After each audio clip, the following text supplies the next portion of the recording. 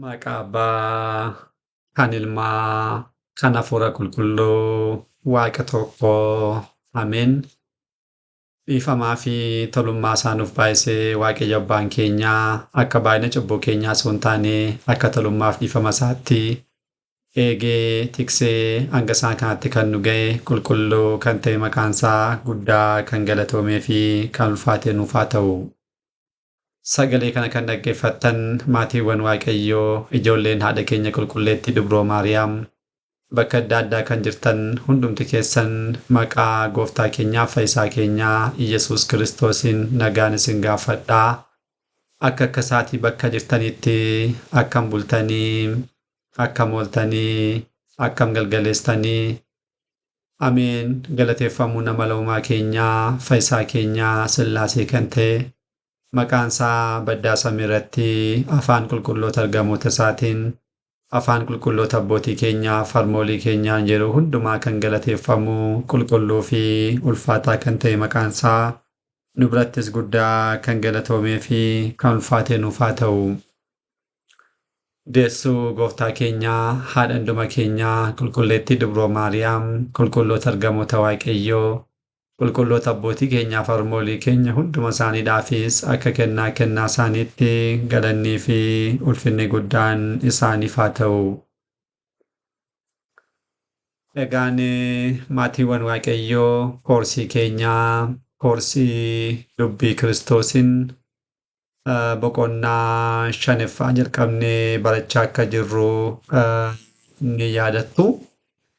Egaan boqonnaa kanaan guyyaa darbee kutaa 4ffaa ture kan baranne kutaa 4ffaadhaaf kutaan 3ffaan yaa'u wal qabata. Walumaa galatti kutaawwan kan lamaaniin maal kan barachaa jirru hojiiwwanii fi dubbiiwwan gooftaa keenyaa fayyisaa keenyaa Iyesuus Kiristoos yaa'us kaayyoo isaanii jechuudha. Sababootaa fi kaayyoo hojiiwwan gooftaa keenyaa fayyisaa keenyaa Iyesuus Kiristoos warreen bara foonummaa gooftaan keenyaa waa'ee waaqummaa isaa dursinee kan baranne akka jedhutti ta'eetu isarraatii addatti immoo waa'ee waaqummaa isaa kan hin ibsine isarraatii addatti kan jiru gooftaan keenya kan dubbate kan inni raawwate kan inni hojjete sababootaa fi kaayyoowwan maalii qabu kitaaba qulqulluutti barreeffamanii kanneen argamanii kan jedhudha ilaalaa kan jiru jechuudha. Isaan kun egaa kaayyoowwan gooftaan keenya hojiiwwan kana kan hojjetee fi kaayyoowwan afuriidhaafidha jennee kaayyoowwan arfan tarreessinee isaan keessaa immoo kutaa 4ffaa guyyaa darbeetiin kan jalqabaa nama ta'uusaa ibsuudhaaf jecha kan jedhu ilaallee turre kan dhaabbanne egaan gooftaan keenya galanni isaaf haa ta'uti addunyaa kana kan fayyise nama ta'uutiinidha. Nama ta'uusaa kana immoo ibsuudhaa fi kitaabilee qulqullaa'oo irratti waa'ee isaadhaaf wantoonni baay'een barraa'aniiru. Fakkeessee osoo hin taane yookiinis immoo jijjiiramee osoo hin taane hafuura ta'e osoo hin taane guutummaatti foon keenya uffatee nama ta'eedha. Nama bakka kufee kan kaase waan ta'eedhaaf nama ta'uusaa kana ibsuudhaaf akkasumas immoo warreen hojiiwwan waaqummaa isaa ilaaluudhaan inni immoo waaqa qofadha warreen jedhaniif doongora kanarraa akka isaan deebi'aniidhaaf hojii foonummaas hojjechuudhaan agarsiiseera. Kanaaf gooftaan keenya ni rafee ni dhugee ni nyaatee ni dadhabee kanneen jedhaman isaan kun hundumtuu nama ta'uusaa ibsuudhaaf jecha waa'ee isaadhaaf kan barreeffamanidha kan jedhu isaan kana babal'isnee ilaallee turre kan dhaabbanne. Guyyaa har'aa immoo isuma kanatti dhufuudhaan akka fedhaafuu arjummaa gooftaa keenyaa fayyisaa keenyaa Iyesuus Kiristoositti barumsa keenyaa guyyaa har'aadhaan kan lammaffaa kan ta'u fayyina foonii fi lubbuudhaaf kan jedhu kutaa 5ffaadhaan kan ilaallu kan ta'u jechuudha. Abbaan icciitii gooftaan keenyaa akkuma yeroowwan darbanii har'as nu gidduutti argamee icciitii isaa ibsee nu barsiisuun fedhaa fi ayyama isaa nuuf haa ta'u. Egaan hojiiwwan gooftaa keenyaa kitaaba qulqulluutti kanneen barreeffaman waaqummaan isaa akka jirutti ta'e isarraatii adda kanneen ta'an sababa maaliidhaafidha kan jedhu abdiin inni lammaffaa yookiin sababni inni lammaffaa maalaa fayyina foonii fi lubbuudhaafidha. Galanni isaaf haa ta'utii abbaan kabajaa uumaan keenyaaf fayyisaan keenyaa Iyyasuus Kiristoos nama ta'uu isaarraa eegalee hanga ol ba'umsa isaatti foon keenya uffatee hojiiwwan inni raawwate salphaadhumatti hojiiwwan inni raawwate jechuunis kan akka dhalachuu isaarraa jalqabnee deddeebi'ee barsiisuunsaa, gidiraa simachuunsaa, fannifamuunsaa, du'uunsaa isaan kana hundumaa walitti qabnee yeroo ilaallu dhala namaa foonii fi lubbuudhaan fayyisuudhaafidha. Kanadha kaayyoonsaa kan biraa miti. Foon uffachuunsaa gooftaan keenya nama ta'uunsaa kaayyoonsaa fayyina fooniif lubbuudhaafidha.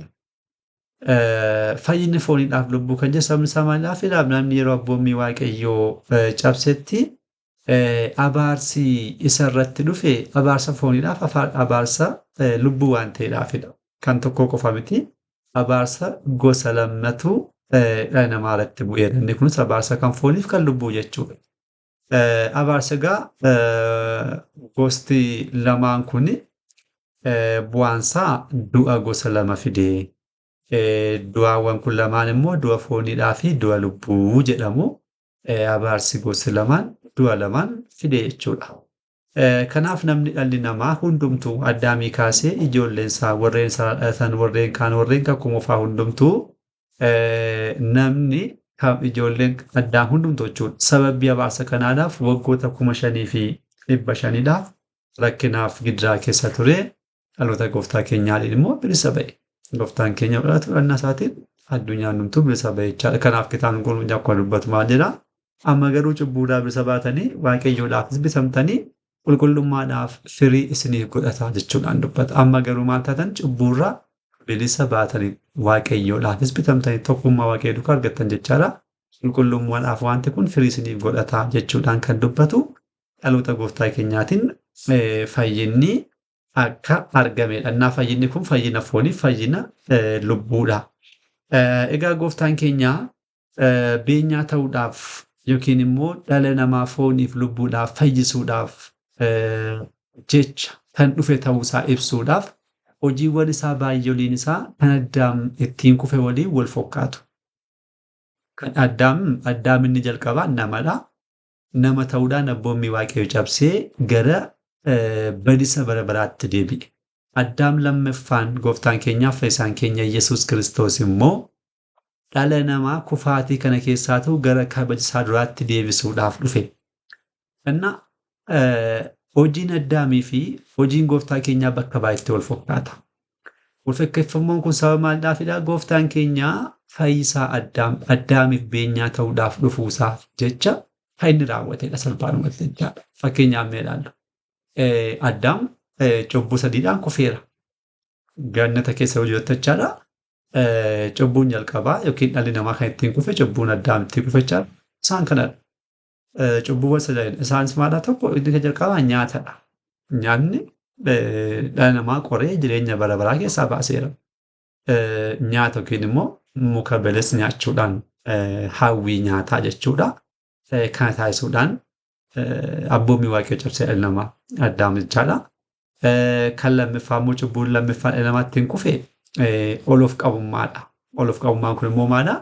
Diyaabiloos yookiin seexanni boofa keessa buruudhaan gara namaa deemuudhaan isin koo mukittii kanarraa nyaattan akka isaa akka taatan waaqayyo wanta beekuudhaafidha malee du'a hin duutan jechuudhaan gorsaa jallataa kana yeroo inni isaaniin gorsu dhugumatti fakkaate.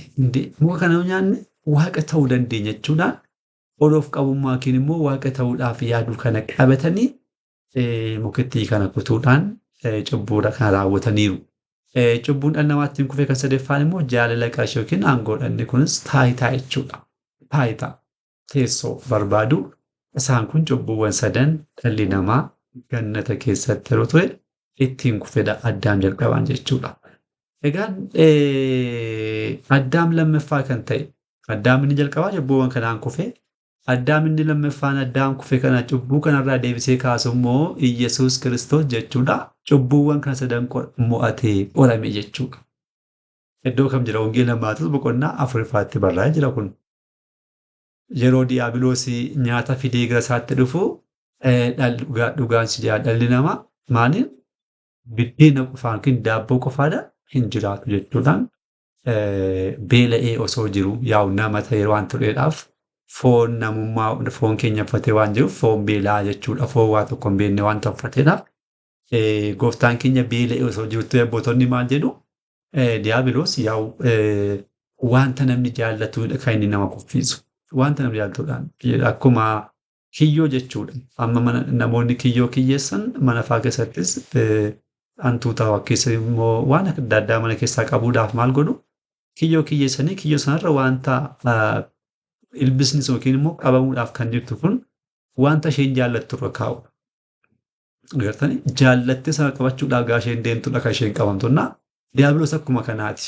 Abbootonni keenya jedhu kan maal jedhaniiru diiyaabiloositti iyyuu daabboo ho'aa baachuudhaan ilaala. Gooftaan keenya foon uffatee nama ta'e waan ta'eef beela'eera jedhee barreeffameeraa fi beela'ee osoo inni jiru diiyaabiloos daabboo ho'aa harka tokkotti baachuudhaanidha kan inni deeme jechuudhaan kan inni gooftaan keenya sadarkaa hanlarra ta'eetu maal taasise beenyaa addaam faayisaa addaam wanta ta'eedhaaf sana waan ta'eedhaaf maal taasise cubbuu kana mo'ate. Qorumsa kana ni mo'ate. Qorumsa kanaan kufanii cubbuu keessa kanneen galan Addaamiif Hewaan isaaniin kan fayyisu qorichi kun maal taasise cubbuu kana mo'ate. Qorumsa kana mo'atee cubbuu kanarraatii oolee. Namni dubbii sagalee waaqayyoodhaan malee nyaata qofaadhaan hin jiraatu jechuudhaan kana mo'atee bira darbe. Kan lammaffaa Addaamiif Hewaan kan isaan ittiin kufan ol of qabummaa yookiin immoo waaqa ta'uudhaaf yaadu. Kanas diiyaabiloos fideera. Diiyaabiloos fideera. Ol of qabummaanii waan ta'u gochuudhaaf yaadu. Natu raawwatachuudhaan yaadu diiyaabiloos. Gooftaa keenya ol of qabummaa yeroo qoru gara mana qulqullummaatti baaseetu mana qulqullummaa kanarraatti mataa gad of darbadhu. Ergamoonni waaqessi wal jedhamee barreeffameera jechuudhaan kana dubbateera. Kana namni raawwatu ol of qabummaa keessaa kan qabaatudha. Achirraa iyyannaan danda'a jechuudhaan ol akkas jedhaa utaalaa namni deemu nama tibiiteenyaa yookiin immoo nama ol of qabaadha. Gooftaan keenya garuu kanan taasisne. Waaqayyo uumaa keenaan hin qoriin. Waaqayyo ergamoota isaanii ergaa eeyyeenni erga. Garuu ergamoota kan ergu tibiiteenyoች yookiin warreen ol of qaban ol of qabummaadhaan kan isaan raawwatan keessatti osoo hin taane Waaqayyo ergamoota isaa sababoota nuti hin beekne iddootti qabamnu achi keessaa nu baasuudhaaf hin erga. Annaa Waaqayyo uumaa keenaan hin qoriin jedhamee barreeffame jechuudhaan kanas ni mo'ate. Kan sadaffaa Addaam ganata keessaadhaan kan ittiin kufee cubbuun sadaffaan aangoo yookiin immoo jaalala qarshiidha. Jaalala qarshiidha. Kanas gooftaan keenya mo'ateera. Diiyaabiloos kuftee onaa sagaddee kan hundumaa siifan kennachuudhaan wanta hin jirre fokkeesseetu mana mootummaa hojjettootaa qarshii qabeenyaa hoolaa re'ee isaan kan fokkeesse jechuudha wanta hin jirre itti mul'isuudhaaf yaade yaa'u inni kan fokkeesse akka isaatti mataa isaafidha gooftaan itti garuu kan mul'atu waanuma jirudha dhagaan dhagaadhaan mukti mukadhaa kan itti mul'atanna diiyaabiloos garuu muka sana gara mana mootummaatti fokkeessuudhaan dhagaa sana bineeldota yookiin achi keessa qabeenyaa jiran fokkeessuudhaan kallattii kaan akka itti agarsiisu taasiseedha kan inni yaade. Gooftaan keenya garuu kan agarre. Inni kan arge waanuma jiru dhagaas biyyoos mukas kanuma jiru arge. Kana booda kanas ni mo'ate. Aangoo jaalala aangoo yookiin immoo jaalala qarshii kana ni mo'ate jechaadha gooftaan keenya. Kun maal agarsiisaa? Beenyaa addaam ta'uu gooftaa keenya Iyyasuus Kiristoos fayyisaa addaam ta'uusaa kan agarsiisudha.